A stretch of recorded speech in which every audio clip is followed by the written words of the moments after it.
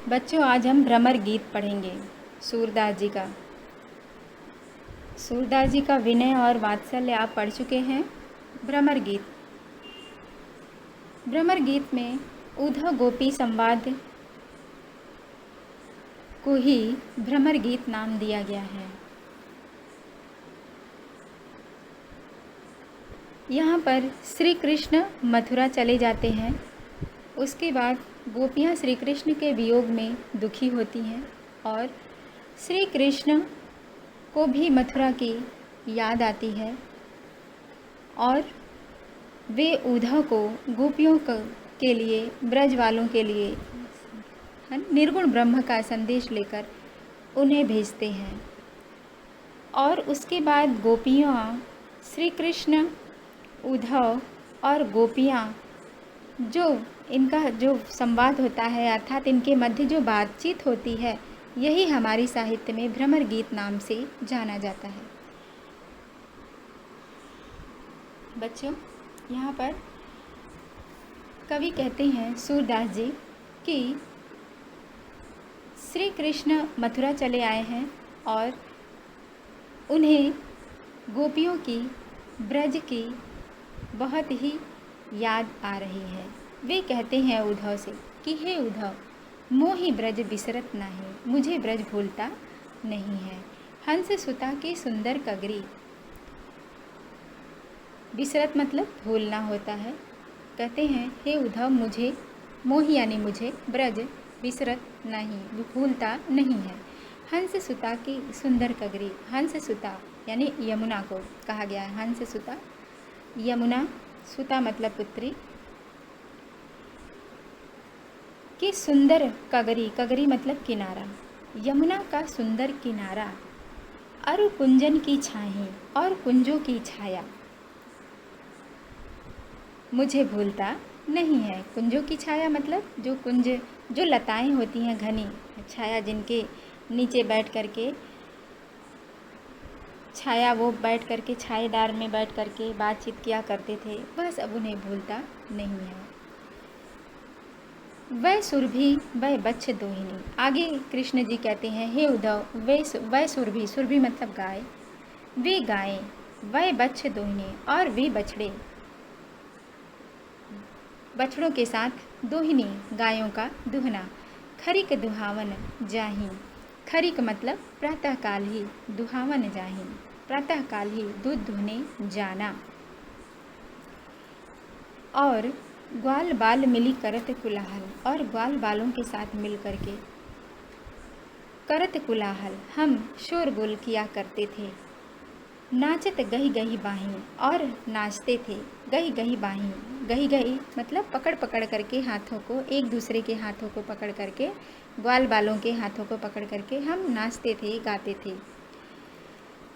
कृष्ण जी कहते हैं कि यह मथुरा कंचन की नगरी, कहते हैं कि हे उद्धव, यह मथुरा कंचन की नगरी, कंचन मतलब होता है स्वर्ण यानी सोना, सोने की नगरी है, जिसमें मणि मुक्ताहल जाहे, जिसमें विभिन्न मणियों और मोतियों से यह महल बना हुआ है, जिसमें जड़े हुए हैं, है ना, विभिन्न प्रकार के रत्न जड़े हुए हैं, जिसमें मणि और मोती आदि। लेकिन कहते हैं फिर भी मुझे यह, है ना, यह कंचन, यह स्वर्ण की मथुरा नगरी जिसमें रत्न जड़े हुए हैं, मुझे यहाँ पर अच्छा नहीं लगता।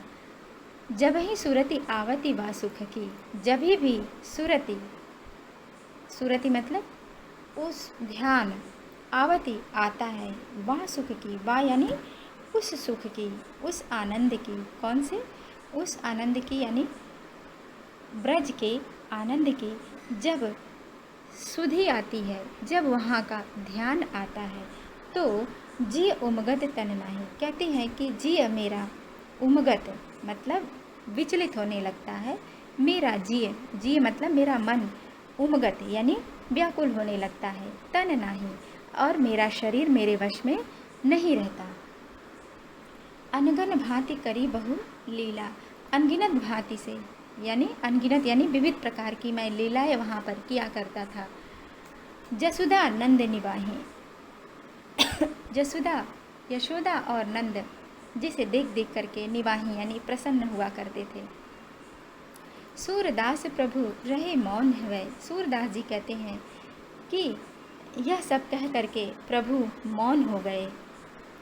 यह कहीं कहीं पछताएं और पछताने लगे, पश्चाताप करने लगे। प्रभु चुप हो गए और मन ही मन पछताने लगे। अगला देखिए बच्चों, बिनु गोपाल बैरिन भई कुंजय।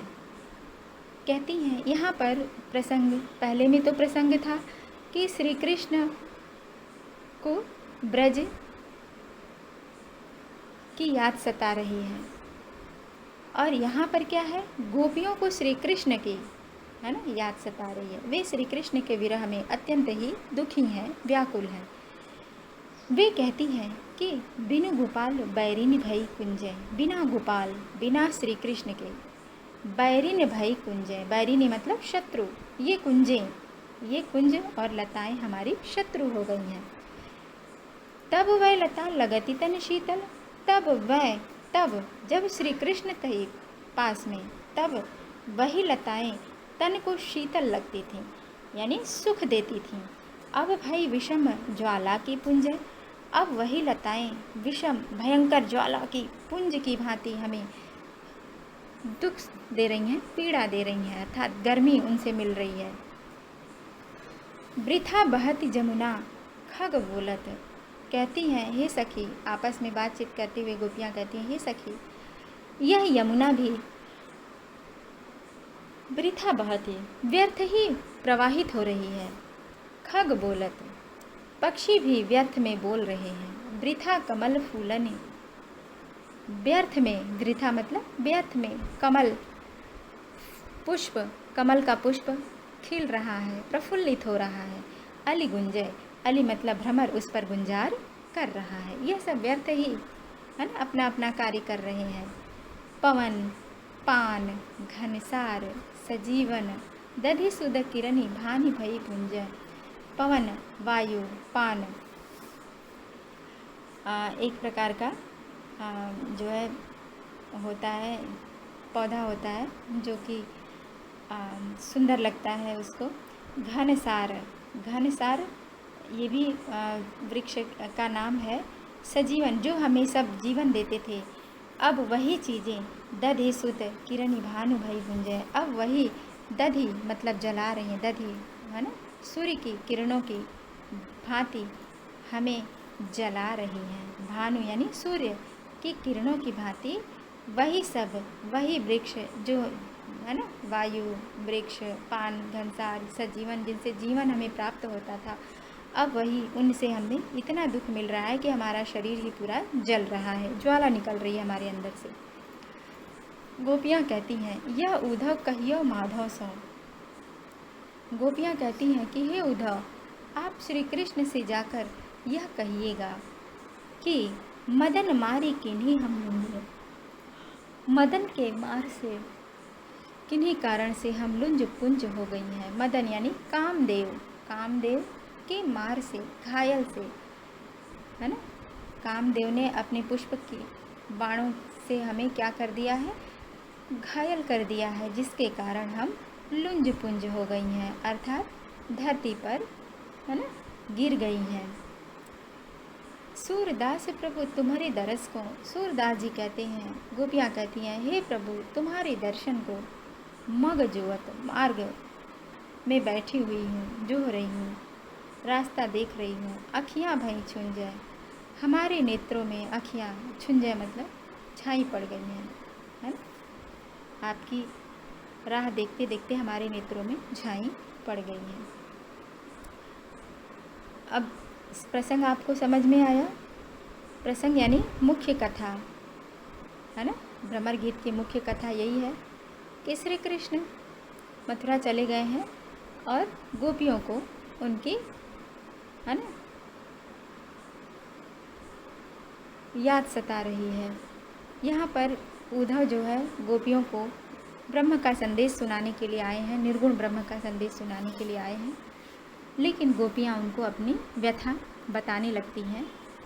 पहले में वे कहती हैं बिनु गोपाल बैरिनी भई कुंजय, फिर दूसरा कहती हैं आगे तीसरे वाले में वो कहती हैं कि हमारे हरि हारिल की लकड़ी, है ना। गोपियाँ कहती हैं कि हमारे प्रभु श्री कृष्ण हारिल की लकड़ी हैं, हमारे लिए तो वो हारिल की लकड़ी हैं। हारिल एक, है ना, लकड़ी का नाम है, एक वृक्ष का नाम है हारिल, जिसकी लकड़ी, अरे हारिल एक पक्षी का नाम है ना। हमारे प्रभु श्री कृष्ण हारिल पक्षी की भांति हैं। हारिल पक्षी के, है ना, पैरों में जिस तरह से लकड़ी हमेशा रहता है, वह लकड़ी को छोड़ता नहीं है। हारिल पक्षी एक होता है जो लकड़ी पर बैठ जाता है तो उस लकड़ी को छोड़ता ही नहीं। उसी तरह से हमारे प्रभु हैं जिनको हम छोड़ते नहीं हैं, हर क्षण वे हमारे हृदय में बसे हुए हैं। मन क्रम वचन नंद नंदन और, मन क्रम, मन कर्म और वचन से हमने नंद नंदन को, नंद नंदन यानी श्री कृष्ण को, और हृदय में बसा लिया है। यह दृढ़ करी पकड़ी, और हमने कस करके, दृढ़ मतलब कस करके इसको पकड़ लिया है। जागत सोवत, जागते हुए सोते हुए, स्वप्न दिवस निसी, स्वप्न में, दिवस दिन में, निसी रात्रि में, कान्ह कान्ह जकरी, कृष्ण कृष्ण पुकारते हैं। जकरी मतलब पुकारना। सुनत जोग लागत है ऐसो, गोपियाँ कहती हैं हे उद्धव, सुन करके जोग लागत है ऐसो, यह योग की बातें। हमने बताया था आपको कि उद्धव यहाँ पर निर्गुण ब्रह्म का संदेश सुनाने के लिए आए हैं, योग की बातें करने आए हैं, साधना की बातें करने आए हैं, जिसको गोपियाँ किसी भी प्रकार से सुनती नहीं हैं।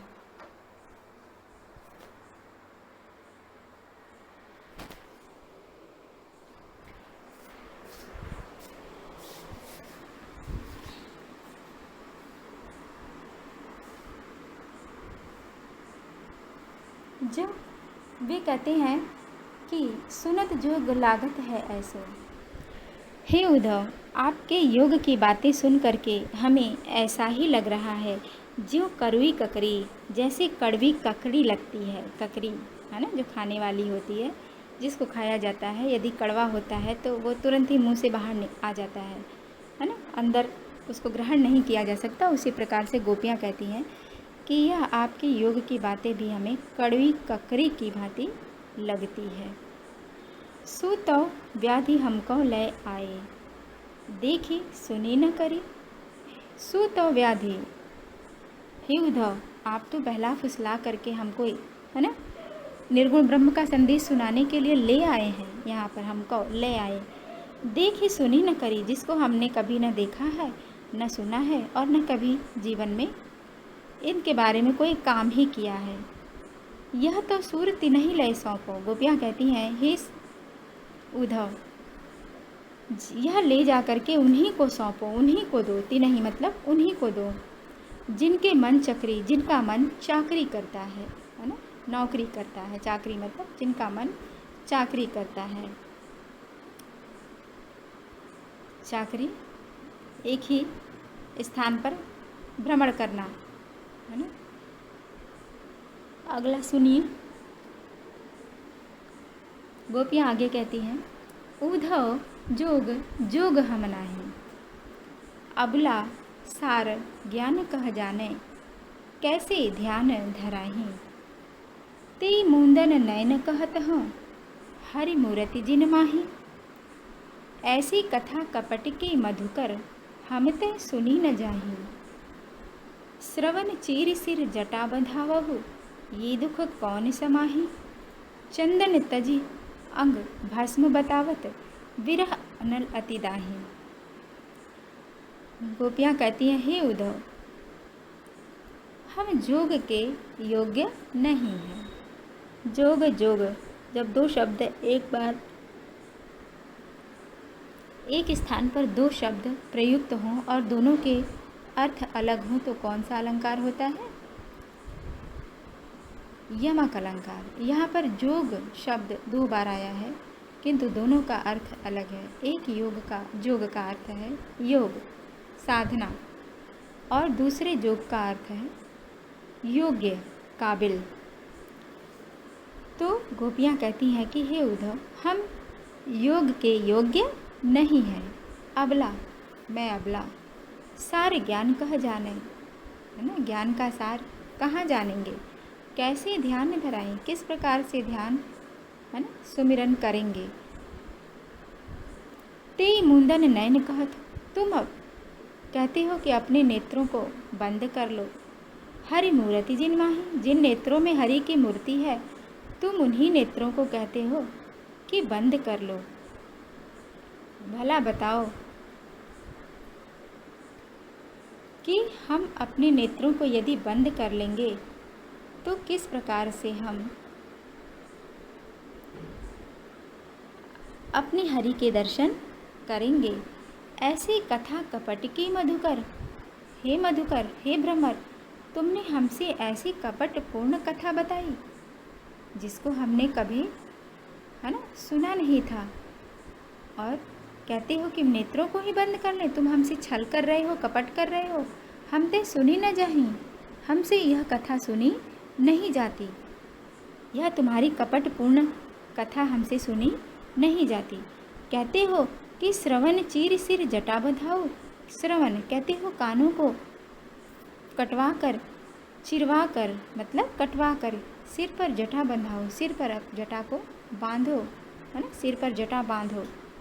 ये दुख कौन समाही, गोपियाँ कहती हैं भला ये दुख कौन, है ना, अपना सकता है। समाही मतलब अपनाना, समा सकता है। चंदन तज अंग भस्म बताओ, भला बताओ, चंदन को त्यागने को कहते हो और अंगों पर भस्म लगाने की बात करते हो। अंगों पर भस्म, विभूति यानी राख लगाने की बात करते हो।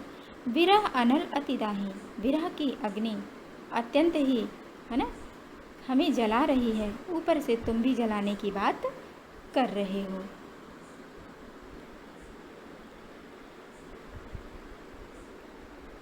आगे कहती हैं गोपियाँ कि जोगी भ्रमत जाहि लगी भूले, सो तो है अपमाही। जोगी भ्रमत जाहि लगी भूले,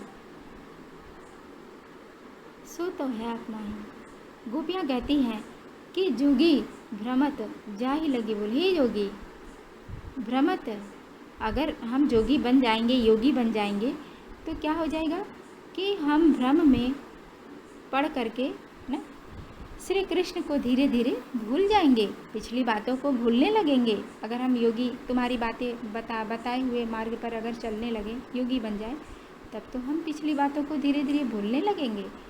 सो तो है अपमाही, यह तो हमारे लिए अपमानजनक होगा कि हम श्री कृष्ण को ऐसे ही बेकार में भुला दें। सूर श्याम तय न्यारी न पलछिल, सूरदास जी कहते हैं कि गोपियाँ कहती हैं उद्धव से कि हे उद्धव, हम एक क्षण भी अपने श्याम से, श्री कृष्ण से अलग नहीं हैं। हम तो उसी प्रकार से उनके साथ हैं ज्यों जैसे घट तय परछाई, जैसे घट, है ना, संसार में परछाई होता है, जिस तरह से परछाई होता है, छाया होती है, उसी तरह से मैं भी श्री कृष्ण, है ना, हमारे भी हृदय में श्री कृष्ण बसे हुए हैं, बसे हुए हैं।